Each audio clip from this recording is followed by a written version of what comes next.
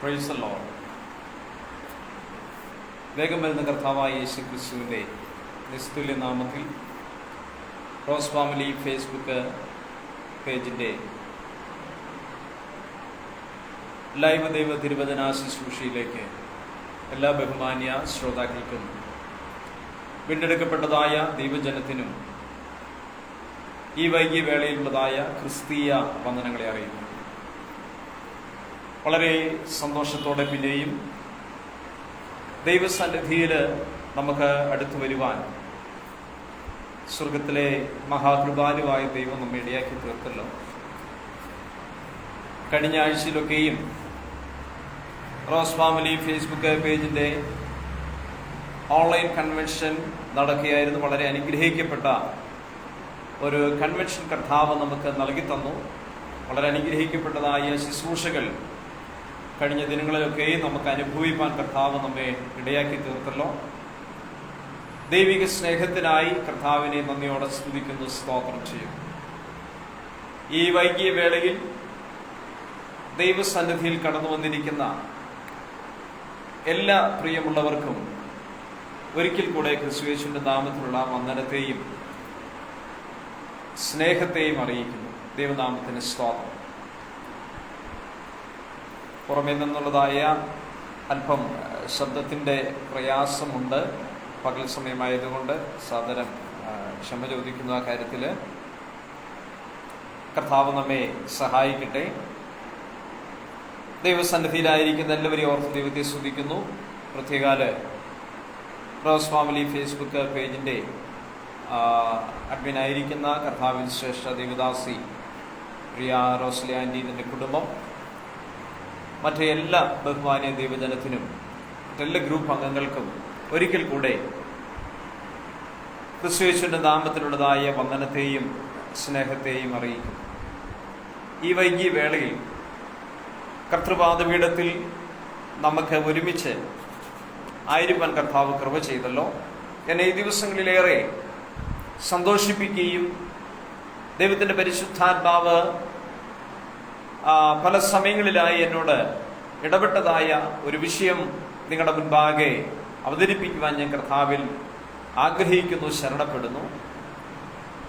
1 കൊരിന്ത്യർക്ക് എഴുതിയ ലേഖനം 13-ാം അധ്യായം അതിൻ്റെ 1-ാമത്തെ തിരുവചനം: ഞാൻ മനുഷ്യരുടെയും ദൂതന്മാരുടെയും ഭാഷകളിൽ സംസാരിച്ചാലും എനിക്ക് സ്നേഹമില്ല എങ്കിൽ ഞാൻ മുഴങ്ങുന്ന ചെമ്പോ ചിലമ്പുന്ന കൈത്താളമോ അത്രേ.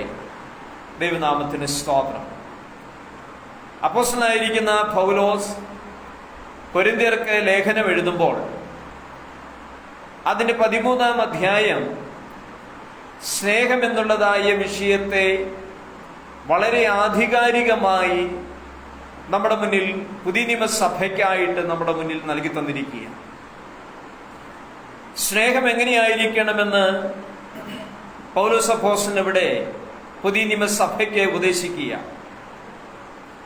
നാം ലോകത്തിൽ അനേക സ്നേഹങ്ങളെ കണ്ടിട്ടുണ്ട്. ഭാര്യാഭർത്തൃ സ്നേഹമുണ്ട്, അപ്പൻ മക്കളുമായിട്ടുള്ള സ്നേഹമുണ്ട്, മക്കളും അമ്മയുമായിട്ടുള്ള സ്നേഹമുണ്ട്. ഒരു കുടുംബമായിരിക്കുമ്പോൾ അവിടെ ആ കുടുംബത്തിലുള്ളവർ തമ്മിലുള്ളതായ പരസ്പര സ്നേഹങ്ങളുണ്ട്. ലോകപരമായിരിക്കുന്ന സ്നേഹങ്ങൾ നമുക്ക് വ്യത്യസ്ത നിലകളിൽ കാണുവാൻ കഴിയും. ടീനേജിന്റെ സ്നേഹമുണ്ട്. ഇങ്ങനെ സ്നേഹത്തെക്കുറിച്ച് വ്യത്യസ്തമായ നിലകളിൽ നമുക്ക് പല ഡെഫിനിഷനുകളും അതിനെ നമുക്ക് കാണുവാനായിട്ട് കഴിയും. സ്നേഹത്തെക്കുറിച്ച് ആധികാരികമായി സംസാരിക്കുവാൻ നാം വ്യത്യസ്ത കാറ്റഗറിയിൽപ്പെട്ടതായ പ്രായമുള്ളവരോട് നമ്മൾ അഭിപ്രായങ്ങൾ ചോദിച്ചു കഴിഞ്ഞാൽ അവർ വ്യത്യസ്തമായ അഭിപ്രായങ്ങൾ പറയും. ഏറ്റവും വലിയ സ്നേഹമായതാണ് എന്ന് ഒരു പൈതലായിരിക്കുന്ന സമയത്ത് ചോദിച്ചു കഴിഞ്ഞാൽ പൈതൽ പറയും എൻ്റെ അമ്മയുടെ സ്നേഹമാണെന്ന് പറയും, അല്ലെങ്കിൽ പപ്പായുടെ സ്നേഹമാണ് എന്ന് പറയും. കാരണം ആ സമയങ്ങളിൽ ആ കുഞ്ഞിന് ലഭിക്കുന്നതായ വാത്സല്യം, പപ്പായിൽ നിന്ന് ലഭിക്കുന്നതും അമ്മായിൽ നിന്ന് ലഭിക്കുന്നതുമായ വാത്സല്യവും, അല്ലെങ്കിൽ അവർ വാങ്ങിച്ചു കൊടുക്കുന്നതായ ഭക്ഷണ സാധനങ്ങൾ, ഇതെല്ലാം അവൻ സ്നേഹത്തിന് തുല്യമായി കാണുകയാണ്.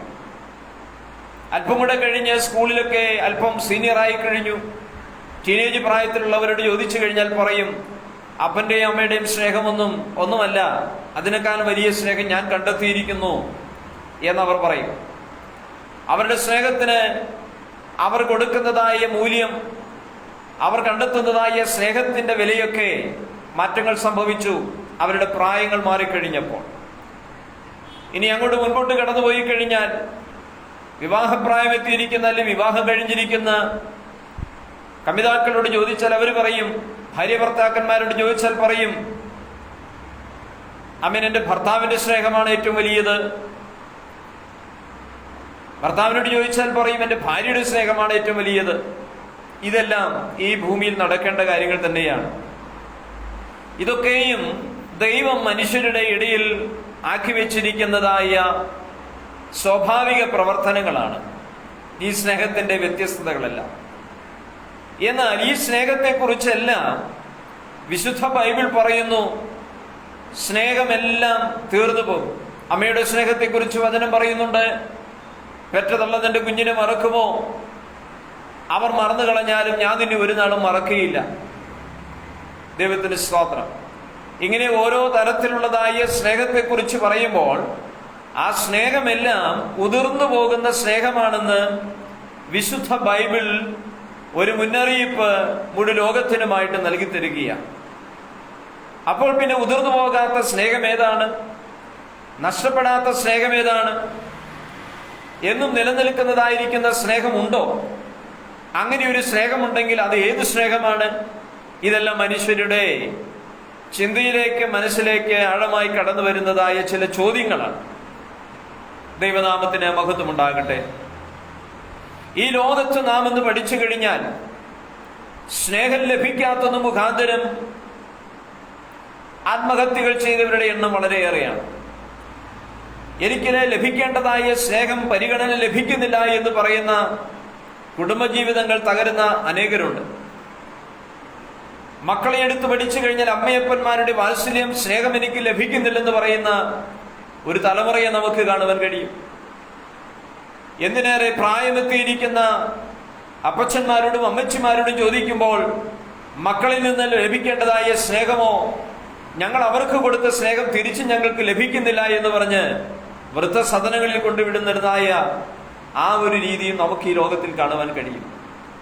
ഇവയെല്ലാം നമ്മൾ പാർക്കുന്നതായ ഈ ഭൂമിയിൽ തന്നെയാണ് കാണുന്നത്, മറ്റൊരു ലോകത്തല്ല. ഇതെല്ലാം നമ്മൾ പാർക്കുന്നതായ ഈ ഭൂമുഖത്ത് തന്നെയാണ് നമുക്ക് ഇവയെല്ലാം കാണുവാൻ കഴിയുന്നത്. അപ്പോൾ ഈ ഭൂമിയിൽ ഈ പറയപ്പെടുന്നതായ എല്ലാ കാര്യങ്ങളും നടക്കുന്നുണ്ട്. എന്നാൽ സ്നേഹത്തെ അന്വേഷിച്ച് കണ്ടെത്തുവാനായിട്ട് കഴിയുമോ എന്നൊരു ചോദ്യം ഈ സമയത്ത് നമ്മുടെ ഹൃദയങ്ങളിൽ ഉരുത്തിരിഞ്ഞാൽ വിശുദ്ധ വേദപുസ്തകത്തിൽ അതിന് വ്യക്തമായിരിക്കുന്ന ഒരു മറുപടിയുണ്ട്. വിശുദ്ധ ബൈബിൾ പറയുന്നു, ദൈവസ്നേഹം ഒരിക്കലും ഉതിർന്നു പോകുന്നില്ല. ആ സ്നേഹം മാത്രമാണ് എന്നേക്കും നിലനിൽക്കുന്നതായിരിക്കുന്ന സ്നേഹം. മറ്റെല്ലാ സ്നേഹങ്ങളും അതിനൊരു പരിധിയുണ്ട്. ദൈവനാമത്തിന് സ്തോത്രം. എന്തിനേറെ ഭൂമിയിലെ സ്നേഹബന്ധങ്ങളിൽ പ്രായമേറി അല്ലെങ്കിൽ മരണം എന്നുള്ളതായ ആ ഒരു വാസ്തവം ഏതൊരു മനുഷ്യന്റെയും ജീവിതത്തിൽ എപ്പോൾ വേണമെങ്കിലും വരാം. ആ മരണത്താൽ വേർതിരിച്ചു കളയുമ്പോൾ ആ സെമിത്തേരിയിൽ, ശവക്കുഴിയിൽ മണ്ണോട് ചേർക്കുവാൻ ആ ശവശരീരം വെച്ചു കഴിഞ്ഞാൽ ആ ബന്ധം അവിടെ തീർന്നു, ആ സ്നേഹവും അവിടെ കൊണ്ട് തീർന്നു. പിന്നെ നമ്മുടെ ഓർമ്മയിലുള്ള സ്നേഹങ്ങളാണ് നമ്മുടെ മനസ്സിലുള്ളത്. ദൈവത്തിന് സ്തോത്രം. എന്നാൽ ഒരിക്കലും നഷ്ടപ്പെടാത്ത ഒരു സ്നേഹമുണ്ടെങ്കിൽ അത് നമ്മുടെ കർത്താവ് നമുക്ക് വേണ്ടി നൽകി തന്ന സ്നേഹം മാത്രമാണെന്ന് വിശുദ്ധ വേദപുസ്തകം പഠിക്കുന്ന ഏതൊരു ദൈവവൈതലിനും മനസ്സിലാക്കുവാനായിട്ട് കഴിയും. ഇവിടെ കൊരിന്ത്യർക്ക് ലേഖനം എഴുതുമ്പോൾ അപ്പോസ്തലനായിരിക്കുന്ന പൗലോസ് ഇങ്ങനെ പറയുന്നു, ഞാൻ മനുഷ്യരുടെയും ദൂതന്മാരുടെയും ഭാഷകളിൽ സംസാരിച്ചാലും എനിക്ക് സ്നേഹമില്ല എങ്കിൽ ഞാൻ മുഴങ്ങുന്ന ചെമ്പോ ചിലമ്പുന്ന കൈത്താളമോ അത്രേ. ദൈവത്തിന് സ്തോത്രം. സ്നേഹം ഇല്ലാഞ്ഞിട്ട്, സ്നേഹമില്ലാതെ മനുഷ്യരുടെ ആകട്ടെ ദൂതന്മാരുടെ ആകട്ടെ ഭാഷകളിൽ സംസാരിച്ച ദൈവത്തിന് സ്തോത്രം എന്ന് പറഞ്ഞു കഴിഞ്ഞാൽ, മനുഷ്യരുടെ വാക്കുകൾ, സ്നേഹത്തിന്റെ ഒത്തിരി വാക്കുകളുണ്ട് അല്ലേ? ഒരു വ്യക്തിയെ കാണുമ്പോൾ ഞങ്ങളുടെയൊക്കെ നാട്ടിൽ പറയും സോപ്പിട്ട് സംസാരിക്കാന്ന് പറയും. എത്രത്തോളം അവരെ പുകഴ്ത്തിയും എത്രത്തോളം അവരെ ഉയർത്തിയും അല്ലെങ്കിൽ ഈ പറയുന്നത് പോലെ സംസാരിക്കുവാനായിട്ട് കഴിയുമോ അങ്ങനെ ചിലർക്ക് ഭയങ്കര മിടുക്കാം. ചില ആളുകൾ അങ്ങനെ സംസാരിക്കുന്നവരുണ്ട്. പക്ഷെ ഉള്ളിന്റെ ഉള്ളിൽ ഒരു തരി സ്നേഹം പോലും ഇവർക്ക് കാണത്തില്ല. ഇനി അവർ ദൂതന്മാരുടെ ഭാഷകളിൽ സംസാരിച്ചാലും, അതായത് മറ്റൊരു ഭാഷയിൽ സംസാരിച്ചാലും, ദൈവപൈതലിനെ പറ്റി പറയുകയാകുന്നുവെങ്കിൽ ദൈവത്തോട് നാം സംസാരിക്കുന്ന അന്യഭാഷയിൽ സംസാരിച്ചിട്ടാകട്ടെ, നമ്മുടെ ഉള്ളിന്റെ ഉള്ളിൽ സ്നേഹമില്ല എങ്കിൽ ഇതെല്ലാം വെറുതെ എന്ന് പൗലോസ് അപ്പോസ്തലൻ പരിശുദ്ധാത്മാവിനാൽ ഓർപ്പിക്കുക. ഞാൻ മനുഷ്യരുടെയും ദൂതന്മാരുടെയും ഭാഷകളിൽ സംസാരിച്ചാലും എനിക്ക് സ്നേഹമില്ല എങ്കിൽ ഞാൻ മുഴങ്ങുന്ന ചെമ്പോ ചിലമ്പുന്ന കൈത്താളമോ അത്രേ. ദൈവത്തിന് സ്തോത്രം. അതാ അല്പസമയത്തേക്ക് ചില ശബ്ദങ്ങൾ പുറപ്പെടുവിക്കുമെന്നതല്ലാതെ നിലനിൽക്കുന്നതായ ഒരു ശബ്ദതരംഗം അതിനില്ലേയില്ല. മറ്റൊരാളുടെ പരപ്രേരണ കൊണ്ട് മറ്റുള്ളവർക്ക് കാതുകളിൽ എത്തിക്കുന്ന ചില ശബ്ദവീചികൾ പുറപ്പെടുവിക്കുവാൻ ഈ വാദ്യോപകരണങ്ങൾക്ക് കഴിയുന്നതല്ലാതെ നിലനിൽക്കുന്നതായ ഒരു ശബ്ദം അതിൽ നിന്ന് എന്നും ലഭിക്കുന്നില്ല. എന്നാൽ ഒരു ദൈവ പൈതലിനെ സംബന്ധിച്ച് ക്രിസ്തുവിന്റെ സ്നേഹം നമ്മിൽ വസിക്കുന്നുവെങ്കിൽ അതിനല്പസമയത്തേക്കോ പ്രത്യേക ചില വ്യക്തികളെ കാണുമ്പോൾ മാത്രമുള്ള സ്നേഹമായിട്ടോ പ്രത്യേക ചില സാഹചര്യങ്ങളിൽ മാത്രം നമ്മളിൽ നിന്ന് ഉയർന്നു വരുന്ന സ്നേഹമായിട്ടോ നമുക്കൊരിക്കലും കാണുവാൻ കഴിയില്ല. ദൈവസ്നേഹം എന്നെന്നും നിലനിൽക്കുന്ന സ്നേഹമാണ്.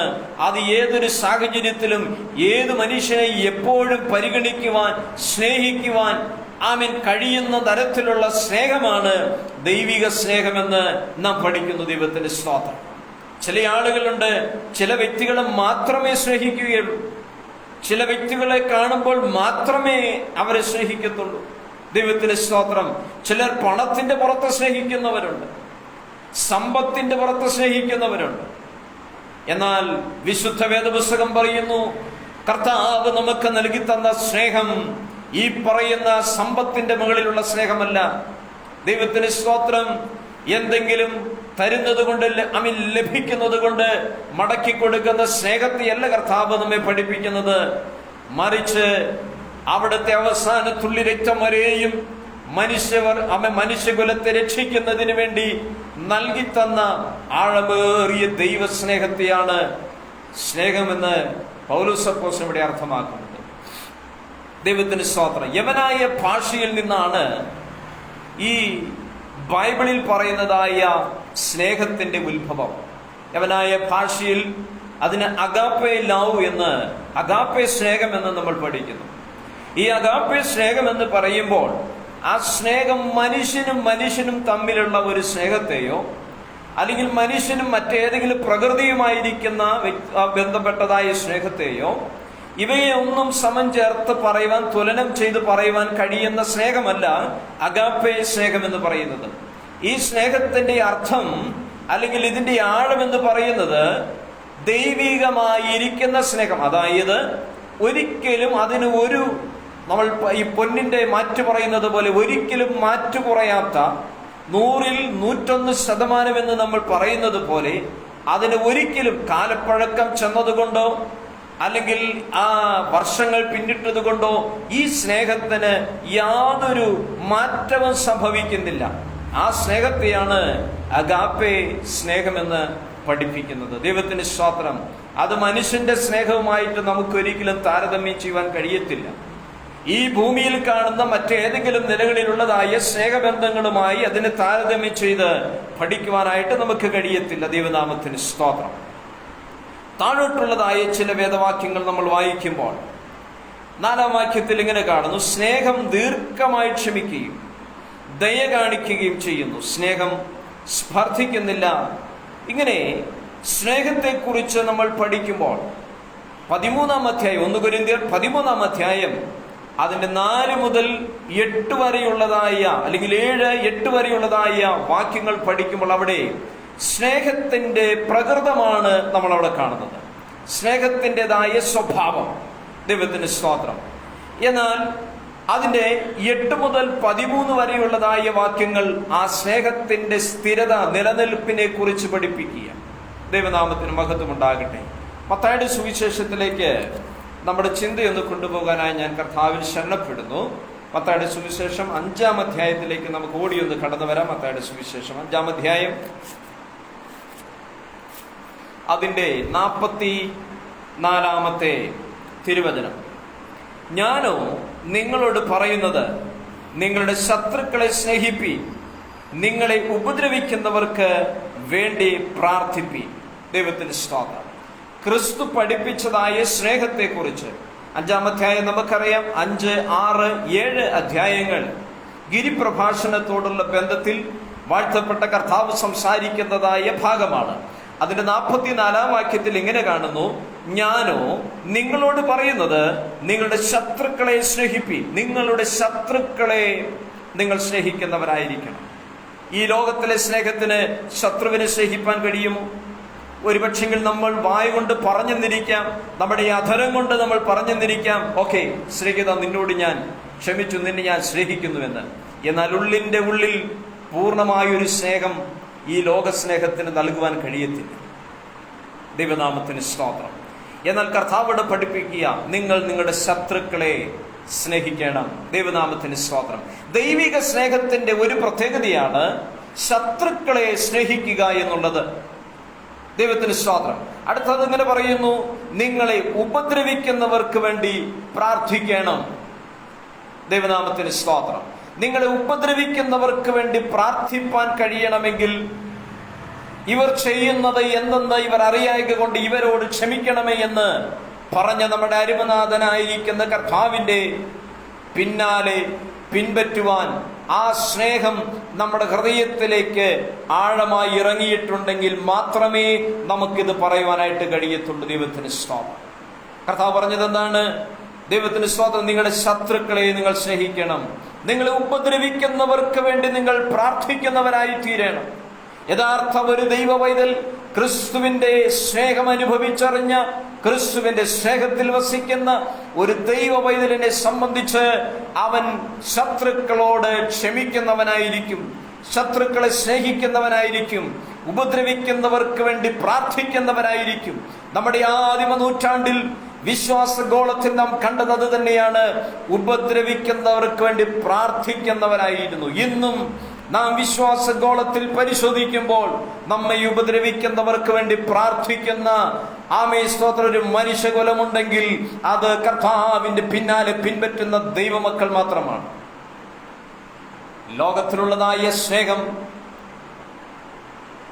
തമ്മിൽ വാദങ്ങളും തർക്കങ്ങളും ഏർപ്പെടുമ്പോൾ അവർ പറയും, നിന്നെ ഞാൻ പിന്നെ കണ്ടോളാം. ഇത് ലോകത്തിന്റെ സ്നേഹമാണ്. സ്നേഹം അവിടെ തീർന്നു പോയി. സ്നേഹത്തിന് യാതൊരു പരിഗണനയും അവിടെയില്ല. എന്നാൽ ദൈവസ്നേഹം യഥാർത്ഥമായ ഒരു മനുഷ്യന്റെ ജീവിതത്തിൽ വന്നു കഴിഞ്ഞാൽ മനുഷ്യൻ രൂപാന്തരപ്പെടും. ദൈവത്തിന് സ്തോത്രം. അവന്റെ ഹൃദയത്തിന് മാറ്റങ്ങൾ സംഭവിക്കും. ദൈവത്തിന് സ്തോത്രം. അവന്റെ ഹൃദയം എത്ര കടുപ്പമുള്ളതായിരുന്നാലും ദൈവം അതിനെ സ്തോത്രം അലിയിപ്പിക്കുവാൻ കൊണ്ട് വേണ്ടിയായി. അപ്പോൾ കർത്താവ് പറഞ്ഞു കൊടുക്കുക, നിങ്ങളുടെ ശത്രുക്കളെ നിങ്ങൾ സ്നേഹിക്കണം. നിങ്ങൾ ഉപദ്രവിക്കുന്നവർക്ക് വേണ്ടി നിങ്ങൾ പ്രാർത്ഥിക്കുന്നവരായി തീരണം. ദൈവനാമത്തിന് സ്തോത്രം. 22-ാം അധ്യായം മത്തായിയുടെ സുവിശേഷം തന്നെ 22-ാം അധ്യായത്തിന്റെ 37-ാമത്തെ വാക്യത്തിൽ നാം ഇങ്ങനെ കാണുന്നു, യേശു അവനോട്, നിന്റെ ദൈവമായ കർത്താവിനെ നീ പൂർണ്ണ ഹൃദയത്തോടും പൂർണ്ണ ആത്മാവോടും പൂർണ്ണ മനസ്സോടും കൂടെ സ്നേഹിക്കണം. ദൈവത്തിന് സ്തോത്രം. മനുഷ്യനെ സ്നേഹിക്കുവാൻ മാത്രമല്ല ഇവിടെ പറയുന്നത്, നാം ദൈവത്തെ സ്നേഹിക്കുന്നവരായിരിക്കണം. പ്രാരംഭമായി നമുക്ക് വേണ്ടത്, first priority always will goes to our God. നമ്മുടെ ദൈവത്തെ നാം പ്രാരംഭമായി സ്നേഹിക്കുന്നവരായിരിക്കണം. നാം ദൈവത്തെ സ്നേഹിക്കാതെ കണ്ട് ഈ ലോകത്തുള്ള ഒന്നിനെയും നമുക്ക് സ്നേഹിപ്പാനായിട്ട് കഴിയത്തില്ല. അതുകൊണ്ട് ഇവിടെ കർത്താവ് പറയുന്നു, യേശു അവരോട്, നിന്റെ ദൈവമായ കർത്താവിനെ നീ പൂർണ്ണ ഹൃദയത്തോടും, ദൈവത്തിന്റെ സ്തോത്രം, പൂർണ്ണ ഹൃദയത്തോടെ പ്രൈസ് ദി ലോർഡ്. പൂർണ്ണമായിരിക്കുന്ന ഹൃദയത്തോടെ, പകുതി ഹൃദയത്തോടെയല്ല. ദൈവത്തിന് സ്തോത്രം. പൂർണ്ണ ഹൃദയത്തോടും പൂർണ്ണ മനസ്സോടും കൂടെ സ്നേഹിക്കണം. ഞാൻ ഇന്നലെ കഴിഞ്ഞ ദിവസം മറ്റൊരിടത്ത് ബൈബിൾ ക്ലാസ് എടുക്കുമ്പോൾ ഞാനവിടെ പറഞ്ഞൊരു കാര്യമുണ്ട്. ഒരു മനുഷ്യന്റെ രൂപാന്തരം എന്ന് പറഞ്ഞു കഴിഞ്ഞാൽ, അല്ലെങ്കിൽ ഒരു മാനസാന്തരത്തിന്റെ അനുഭവം എന്ന് പറഞ്ഞു കഴിഞ്ഞാൽ, അവന്റെ ഹൃദയത്തിനും പൂർണ്ണമായിരിക്കുന്ന മാറ്റങ്ങൾ സംഭവിക്കണം. ഹൃദയത്തിനും മനസ്സിനും പൂർണ്ണമായിരിക്കുന്ന പരിവർത്തനങ്ങൾ നടന്നു കഴിഞ്ഞെങ്കിൽ മാത്രമേ അവൻ യഥാർത്ഥമായിരിക്കുന്ന മാനസാന്തരം ലഭിക്കത്തുള്ളൂ. ദൈവത്തിന് സ്തോത്രം. മനസ്സിൽ ചിലത് കരുതിക്കൂട്ടുകയും ഹൃദയം കൊണ്ട് ദൈവത്തെ സ്നേഹിക്കുന്നുവെന്ന് പറയുകയും ചെയ്തു കഴിഞ്ഞാൽ അവന്റെ മാനസാന്തരം പൂർണ്ണമാകുന്നില്ല. ഇവിടെ നോക്കൂ, കർത്താവ് പറയുക, നിങ്ങൾ ദൈവത്തെ സ്നേഹിക്കുന്നത് പൂർണ്ണ ഹൃദയത്തോടും പൂർണ്ണ ആത്മാവോടും പൂർണ്ണ മനസ്സോടും കൂടെ. ദൈവത്തിന് സ്തോത്രം. നോക്കൂ, 3 കാര്യങ്ങൾ കർത്താവ് പറയുക. നിങ്ങൾ പൂർണ്ണ ഹൃദയം നിങ്ങൾക്കുണ്ടാകണം. പൂർണ്ണമായി നമ്മുടെ ഹൃദയത്തെ വിട്ടുകൊടുക്കണം. ദൈവസന്നിധിയിൽ നമ്മുടെ ഹൃദയങ്ങളെ പൂർണ്ണമായി സമർപ്പിക്കപ്പെടണം. 2, പൂർണ്ണ ആത്മാവോടെ. ദൈവത്തിന് സ്തോത്രം. ഹല്ലേലൂയ. 3-ാമതായി പറയുന്നു, പൂർണ്ണ മനസ്സോടും കൂടെ സ്നേഹിക്കണം. ദൈവത്തിന് നന്ദിയോടെ സ്തുതിക്കുന്നു, സ്തോത്രം ചെയ്യും. ഹല്ലേലൂയ. മറ്റൊരു തിരുവചന വേദഭാഗത്തേക്ക് നിങ്ങളുടെ ശ്രദ്ധയെ കൊണ്ടുപോകുന്നു. യോഹന്നാന്റെ സുവിശേഷത്തിലേക്ക് നാം കടന്നു വരുമ്പോൾ എല്ലാ വാക്യങ്ങളും വായിക്കുവാനുള്ള സമയമില്ല, എങ്കിലും ചില വാക്യങ്ങൾ മാത്രം നിങ്ങളുടെ ശ്രദ്ധയിലേക്ക് കൊണ്ടുവരുവാൻ ആഗ്രഹിക്കുന്നു. നമുക്ക് വളരെ സുപരിചിതമായിരിക്കുന്ന ദൈവത്തിന് സ്തോത്രം. 3-ാം അധ്യായത്തിന്റെ, യോഹന്നാന്റെ സുവിശേഷം 3-ാം അധ്യായം 16-ാം വാക്യത്തിൽ, തന്റെ ഏകജാതനായ പുത്രനിൽ വിശ്വസിക്കുന്ന ഏവനും നശിച്ചു പോകാതെ നിത്യജീവൻ പ്രാപിക്കേണ്ടതിന് ദൈവം അവനെ നൽകുവാൻ തക്കവണ്ണം ലോകത്തെ അത്രമാത്രം സ്നേഹിച്ചു.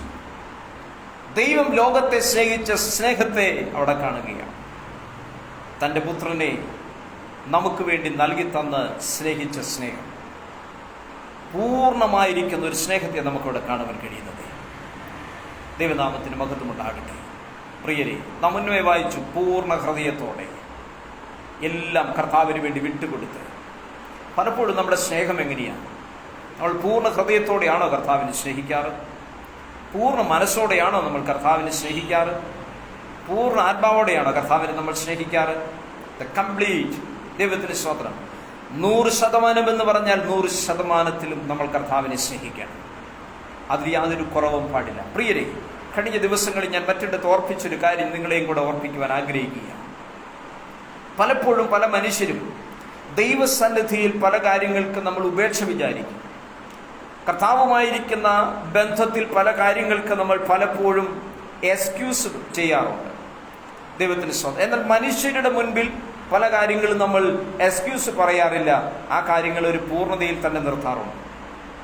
എന്നാൽ ഒരു ദൈവ പൈതലിനെ സംബന്ധിച്ച് ദൈവസന്നിധിയിലാണ് നമ്മൾ പൂർണ്ണരായി നിൽക്കേണ്ടത്. മനുഷ്യരുടെ മുൻപിലും പൂർണ്ണരാകണം. അപ്പോൾ തന്നെ ദൈവസന്നിധിയിലും നമ്മൾ പറയുന്ന വാക്കുകളാകട്ടെ, നമ്മൾ ദൈവം മുമ്പാകെ പറയുന്നതായ ഏതൊരു ചിന്തനീയങ്ങളാകട്ടെ, എല്ലാം ദൈവം കേൾക്കുന്നു, അവൻ അറിയുന്നു.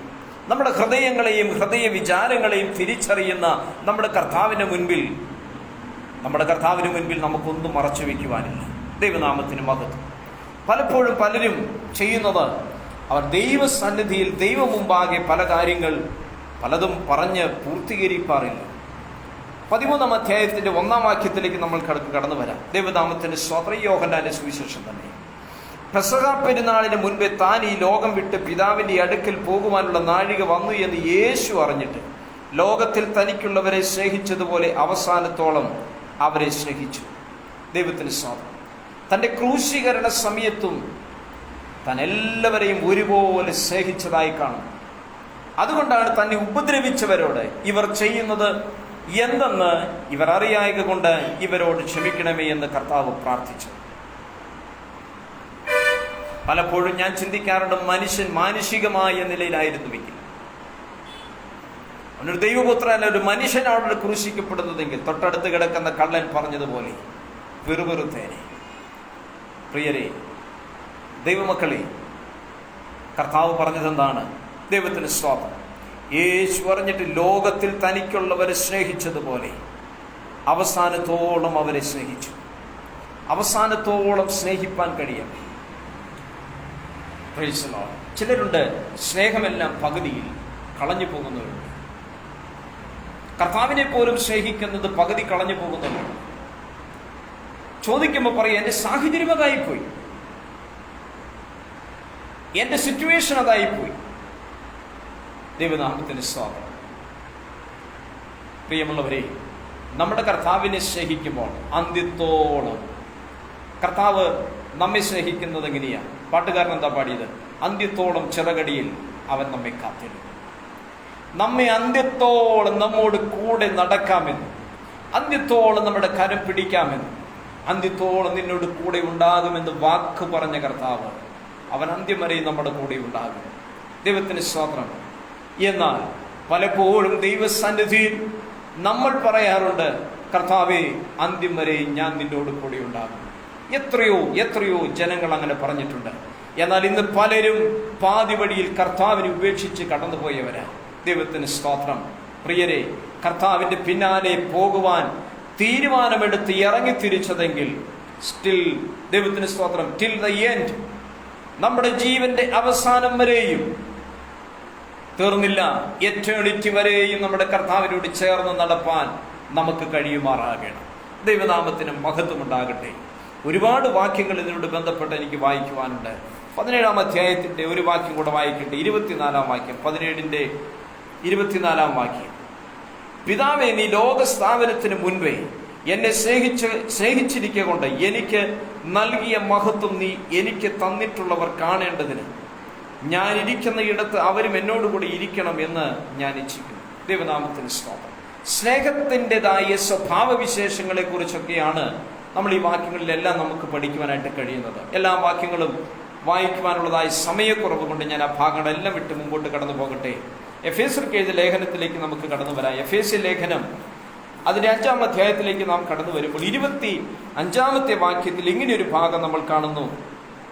ഭർത്താക്കന്മാരെ ക്രിസ്തുവും സഭയെ സ്നേഹിച്ചതുപോലെ നിങ്ങളുടെ ഭാര്യമാരെ സ്നേഹിപ്പീൻ. ദൈവത്തിന് സ്തോത്രം. സഭയെ ഭാര്യ ഭർത്തൃബന്ധവുമായി തുലനം ചെയ്യും. അതായത് ദൈവത്തിന് സ്തോത്രം, ഒരിക്കലും ദൈവത്താൽ യോജിപ്പിച്ചതിനെ മനുഷ്യനാരും വേർപിരിക്കരുത് എന്ന് പറഞ്ഞുകൊണ്ട് ഒരു ഉടമ്പടിമേൽ, ദൈവസന്നിധിയിൽ എടുക്കുന്ന ഉടമ്പടിമേൽ ചേർത്ത് കോർത്ത് പാകിയെടുക്കുന്നത് പോലെ ബന്ധപ്പെട്ടതാണ് കുടുംബജീവിതം, ഭാര്യ ഭർത്തൃബന്ധം. എന്നാൽ ഈ കാലഘട്ടങ്ങളിൽ നമ്മൾ അതിനെക്കുറിച്ച് പഠിക്കുമ്പോൾ അതിന് എത്രത്തോളം ആയുസ് ഉണ്ടെന്ന് ചോദിച്ചു കഴിഞ്ഞാൽ മണിക്കൂറുകൾ മാത്രം ആയുസ് നിലനിൽക്കുന്ന പല കുടുംബ ബന്ധങ്ങളുമുണ്ട്. എന്നാൽ വിശുദ്ധ വേദപുസ്തകം അതിനെ ഒരിക്കലും അനുവദിക്കുന്നില്ല. ദൈവം യോജിപ്പിച്ചതിനെ മനുഷ്യൻ വേർപിരിക്കരുതെന്ന് വിശുദ്ധ വേദപുസ്തകം വളരെ എന്താ പറയാ, വളരെ ഊന്നി പറയുക, നിർബന്ധിച്ച ആ വിഷയത്തെ ആവർത്തിച്ച് പറയുക. ദൈവത്തിന് സ്തോത്രം. ഇവിടെ അതുകൊണ്ട് പറയുക, അതുകൊണ്ടാണ് പൗലോസ് അപ്പോസ്തലൻ ഭാര്യ ഭർത്തൃബന്ധത്തെ ദൈവസ്നേഹം, തന്റെ സഭയെ കർത്താവ് സ്നേഹിച്ചതിനോട് ചേർത്ത് പറയുന്നത്. ദൈവത്തിന് സ്തോത്രം.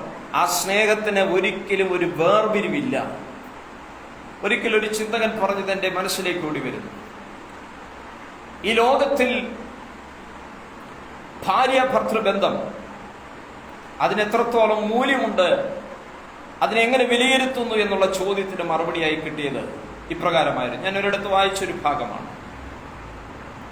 അദ്ദേഹം പറഞ്ഞ മറുപടി ഇതായിരുന്നു: ഈ ലോകത്തിൽ ഒത്തിരി ബന്ധങ്ങളുണ്ട്, സ്നേഹബന്ധങ്ങൾ.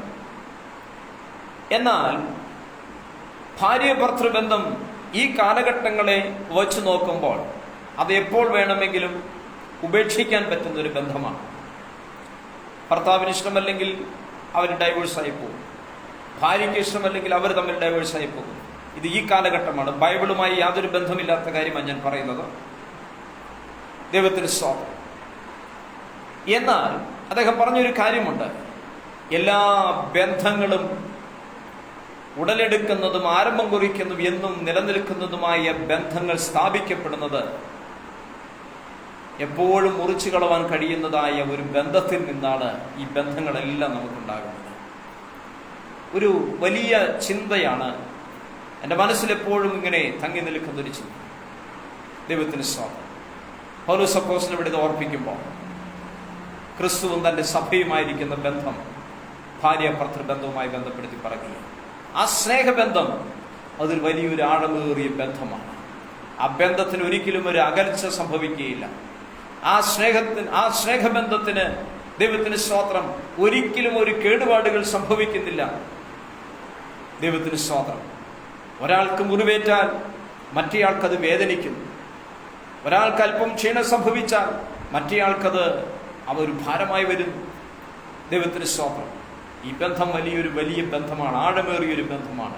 അതുകൊണ്ടാണ് പൗലോസ് അപ്പോസ്തലൻ എഫേസ്യ ലേഖനത്തിൽ സഭയെ ക്രിസ്തുമായി താരതമ്യം ചെയ്ത് പഠിക്കുമ്പോൾ ഈ ഭാര്യ-ഭർത്തൃ ബന്ധത്തെ കൂടുതലായി ചൂണ്ടിക്കാണിച്ചു നൽകുന്നത്. ദൈവത്തിന് സ്തോത്രം. ഓടിച്ച് ഞാൻ കടന്നു പോകട്ടെ. 1 പത്രോസിന്റെ ലേഖനത്തിലേക്ക് നമ്മൾ കടന്നു പോകുമ്പോൾ 1-ാം അധ്യായം 22-ാം വാക്യത്തിൽ ഇങ്ങനെ കാണുന്നു: എന്നാൽ സത്യം അനുസരിക്കാൻ നിങ്ങളുടെ ആത്മാക്കളെ നിർവ്യാജമായ സഹോദരപ്രീതിക്കായി നിർമ്മലീകരിച്ചിട്ട് ഹൃദയപൂർവ്വം അന്യോന്യം ഉറ്റ സ്നേഹിപ്പീൻ. ദൈവത്തിന് സ്തോത്രം. ഹൃദയപൂർവ്വം അന്യോന്യം ഉറ്റ സ്നേഹിപ്പീൻ. ഹൃദയപൂർവ്വം. ദൈവത്തിന് സ്തോത്രം. നമ്മുടെ ഹൃദയത്തിന്റെ ആഴങ്ങളിൽ നിന്നുള്ളതായ സ്നേഹം. നമ്മുടെ കർത്താവിനെ സ്നേഹിക്കുമ്പോൾ നമ്മുടെ ഹൃദയത്തിന്റെ ആഴങ്ങളിൽ നിന്നുള്ളതായ സ്നേഹമായിരിക്കണം നമ്മുടെ ക്രിസ്തുമായിരിക്കുന്ന സ്നേഹബന്ധം എന്ന് പറയുന്നത്. ദൈവനാമത്തിന് സ്തോത്രം. ആഴങ്ങളിൽ നിന്നുള്ളതായ ബന്ധത്തിന് ഒരുപാട് വിലയുണ്ട്. ആഴങ്ങളിൽ നിന്നുള്ളതായ ബന്ധം അതിനൊത്തിരി മൂല്യങ്ങളുണ്ട്. ദൈവത്തിന് സ്തോത്രം. ആ ബന്ധങ്ങൾ ഒരിക്കലും തകർന്നു പോകത്തില്ല. ആഴങ്ങളിലേക്ക് വേരുള്ളതായ ഒരു വൃക്ഷത്തെ നിങ്ങൾ നോക്കൂ. അതിന് എളുപ്പമൊന്നും മറച്ചു കളവാൻ സാധ്യമല്ല. അതിന്റെ വേരുകൾ ആഴങ്ങളിലേക്ക് ഇറങ്ങി ശക്തമായി അവിടെ പിടിച്ചു നിൽക്കുന്നു.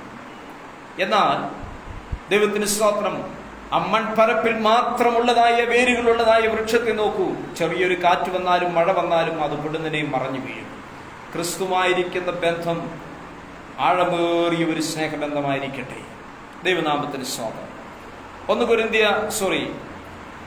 1 യോഹന്നാൻ 3-ാം അധ്യായത്തിന്റെ 16-ാം വാക്യത്തിലേക്ക് നാം കടന്നു വരുമ്പോൾ 1 യോഹന്നാൻ 3-ാം അധ്യായം അതിന്റെ 16-ാം വാക്യം: അവൻ നമുക്ക് വേണ്ടി തന്റെ പ്രാണനെ വെച്ചു കൊടുത്തതിനാൽ നാം സ്നേഹം എന്ത് എന്ന് അറിഞ്ഞിരിക്കുന്നു. നാമും സഹോദരന്മാർക്ക് വേണ്ടി പ്രാണനെ വെച്ചു കൊടുക്കേണ്ടതാകുന്നു.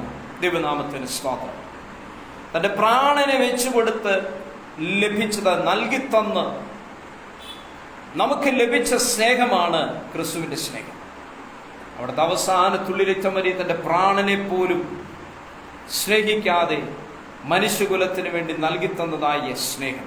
4-ാം അധ്യായം 8-ാം വാക്യത്തിൽ നമ്മൾ ഇങ്ങനെ വായിക്കുന്നു.